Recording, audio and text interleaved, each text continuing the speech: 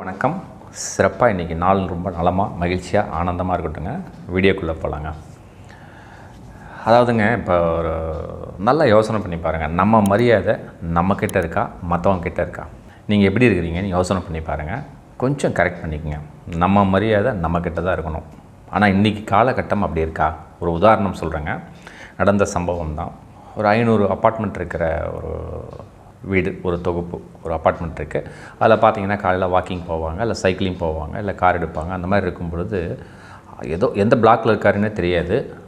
ஆனால் அவர் அங்கே தான் குடியிருப்பாருன்னு மட்டும்தான் தெரியும். அவர் எந்த ஆஃபீஸில் ஒர்க் பண்ணுறாரு, என்ன எதுவுமே தெரியாது. ஆனால் அவரை பார்க்கும் பொழுது, ஏன்னா அதே ஒரு 500 அப்பார்ட்மெண்ட்டில் இருக்கும்பொழுது நம்ம என்ன பண்ணுவோம், அப்பப்போ டெய்லி பார்க்கும்பொழுது அவரை பார்க்க நேரிடும். ஒரு 10 நாள் இல்லை ஒரு 15 நாள் இல்லை ஈவினிங் வாக்கிங் போகும்போதோ இல்லை காலைல வாக்கிங் போகும்போதோ இல்லை அவரை பார்க்கும் பொழுதோ சிரிப்பார். அவர் ஒரு 15 நாளுக்கு அப்புறம் அவர் பேர் தெரியாது, ஒரு ஊர் தெரியாது, எந்த பிளாக்கில் இருக்கார் எதுவுமே தெரியாது.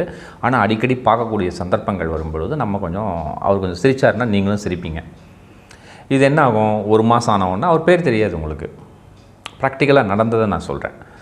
அது என்ன ஆகும்னா ஒரு மாதம் ஆனவுடனே குட் மார்னிங் சொல்லுவார். அவ்வளோதான். அதுக்கப்புறம் நீங்கள் எதுவும் பேச மாட்டீங்க. நீங்கள் அவங்கவுங்க வேலையை போயிடுவீங்க, சிரிப்பீங்க, குட் மார்னிங் சொல்லுவீங்க, அவ்வளோதான். இது இப்படியே போயிட்டே இருந்தது. என்னாச்சுன்னா ஒரு 1.5 மாதம் 2 மாதத்துக்கு அப்புறம் ஒரு நாள் நீங்களும் போகிறீங்க, அவரும் வராரு. அவர் பார்க்காம போயிட்டார். உடனே உங்களுக்கு மைண்ட் அன்னைக்கு ஃபுல்லாக அந்த வேலையை ஃபுல்லாக அப்செட். ஏன் என்னன்னு தெரியலையே, அவன் குட் மார்னிங் சொல்லியே, எப்போவும் சிரிப்பானே, ஏன் சொல்லலை? அதாவது உங்கள் மரியாதையை அவங்ககிட்டருந்து எதிர்பார்க்குறீங்க. இதுதான் உண்மை. கொஞ்சம் யோசனை பண்ணி பாருங்கள். யாருன்னு தெரியாது, அந்த பில்டிங்கில் இருக்கிறாருன்னு தெரியும், அவர் என்ன வேலை செய்கிறாருன்னு தெரியாது, எந்த பிளாக்கில் இருக்கிறாருன்னு தெரியாது. சும்மா ஒரு மாத பழக்கத்தில் பார்த்ததில், ஒரு சிரிச்சதில், பேர் தெரியாத ஒரு குட் மார்னிங் சொல்ல நபர்கிட்ட நீங்கள் மரியாதையை எதிர்பார்க்குறீங்க.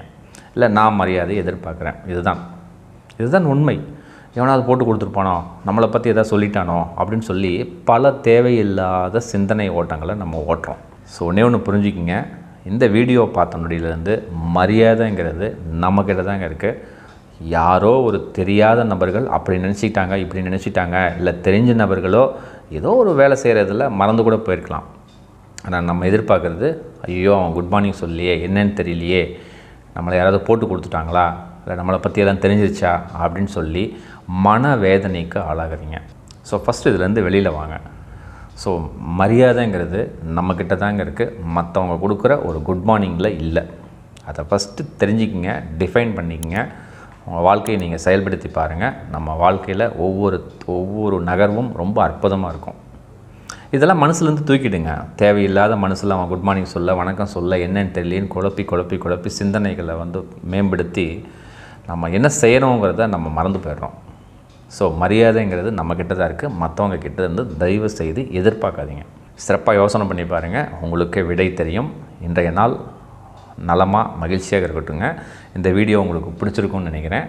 சிறப்பாக உங்கள் நண்பர்களுக்கு, உறவினர்களுக்கு அனுப்புங்க. அடுத்த வீடியோவில் அடுத்த தலைப்பில் இன்னும் சிறப்பாக விவாதிக்கலாம்.